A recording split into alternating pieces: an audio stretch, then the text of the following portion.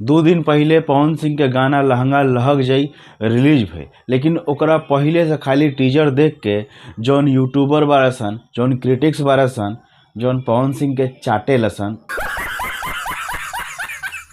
हमार मतलब रहे जौन पवन सिंह के अगवारा में तेल लगावे लसन।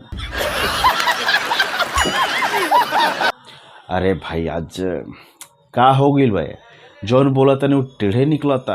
आई एम सॉरी, माई टंगवा इज स्लीपिंग। पवन सिंह के चमचा बारा सन, उनकर चमचाई करे लसन। गाना रिलीज के पहले से ही खाली टीजर देख के बोला तारा सन कि बवाल मचा दी, गाना मार्केट में आग लगा दी, धमाल मचा दी और कितना आदमी के पिछवाड़ा भी जड़ जाई। तो ये चमचा लोग केहू के पिछवाड़ा जरो चाहे ना जरो, ये गानवा सुने के बाद में हमार अगवारा जड़ गई। भाई साहब ढेर मजाक भइल, हम है जेतारिया रउआ सब देखा तनी भोजपुरी मरीचा। वीडियो पसंद आए तो चैनल के सब्सक्राइब कर ली, बेल आइकन को प्रेस कर ली, काहे कि भोजपुरी में भोजपुरी के रिव्यू हम करेनी, यही के चलते हमारे चैनल के आज ही सब्सक्राइब करी लो फ्रेंड्स। पवन सिंह के गाना 2 दिन पहले रिलीज हो गई बा, लहंगा लहक जाई।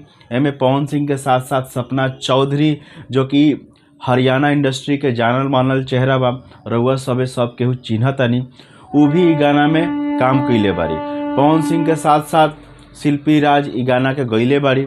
गाना अच्छा बा, पूरा खराब नहीं खे, हम ना बोलें कि खराब गाना भइल बा, लेकिन पवन सिंह के जैसन गाना होखेला, लाल घाघरा भइल, पातरे पातरे जो कमरिया वाला गाना भइल, हरी हरी ओढ़नी भइल, उ तर्ज पे ही गाना नहीं खे, लेकिन गाना खराब भी नहीं खे, आना ज़्यादा बढ़िया बा।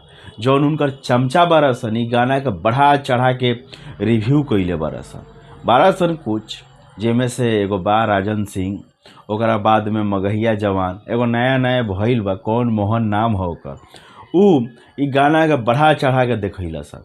तो एमे पवन सिंह सपना चौधरी के जोड़ी ऐसा लागता कि एगो बेंग हो तो एगो बेंगनी हो। अरे एगो आर्टिस्ट बारा लोग, हीरो बारा लोग, ऑन कैमरा आवत तारा लोग। सपना चौधरी के पेट में ऐसा लगाता कि आटा के बोरी बनले बिया, और पवन सिंह लगाता भाई कहीं कुश्ती लड़े खातिर जाता रह। तो पवन भैया तहार आवाज़ बढ़िया बा, आवाज़ के लेकर नो डाउट पूरा भोजपुरी इंडस्ट्री में तहारा ऐसा आवाज़ केहू के नहीं के, लेकिन रह गई पर्सनालिटी के बाद पर्सनालिटी जीरो। और जरा के लेके आइल बड़ा पहले उनकर पर्सनालिटी रहे सपना चौधरी के, आज उनकर पर्सनालिटी बिल्कुल जीरो बा। उनकर फिगर देख ले बड़ा, एगो हीरोइन के बा एक मॉडल के ऐसा फिगर होके के चाहिए। तो बस उनकर नाम बेचाता, तोहरो नाम बेचाता, तो दोनों जने गाना में काम कइल लोग। तो हमारा हिसाब से तनी लोगन के ऊपर में ये गाना सूटे नहीं करा। तहार काम बा कि गाना गावा और केहू और से काम करवा, वीडियो प्रमोशन के लिए वीडियो एल्बम के शूट कोई और से करवाओ, लेकिन तू खुद करेला, जरा वजह से तार फजीहत होकेला। और जौन तार विरोधी बारा सन उ तारा ऊपर में कटाच करेला सन, कटछुओ सही करेला सन। अपन देह देख एगो हीरो लायक नहीं खे, केहू अंकल कहता तो खराब नहीं खे कहत, अंकल लायक बनाइए ले बारा चेहरा। तो ए फ्रेंड्स, उ चमचवा सन से हम कहे चाहें, करे भाई केहू के सद्बुद्धि द लोग, झूठ मूठ के तारीफ करके गुमराह काहे करता लोग। उतने तेल घसा लोग जितना ठीक लगो, ज़्यादा तेल घसबो लोग तो खिया नु जाई। तो उतने बोले लोग, और जौन चीज़ खराब ओकरा के दिखाओ लोग। एकरा से जौन आर्टिस्ट वो देखी तो हो सके कि फ्यूचर में वो अपना आप के सुधारे के कोशिश करी।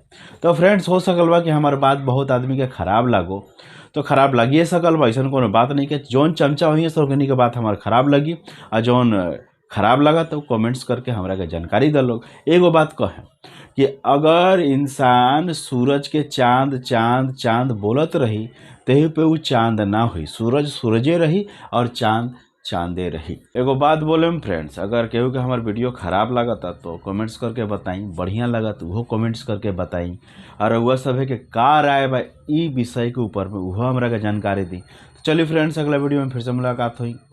जय बिहार, जय हिंद।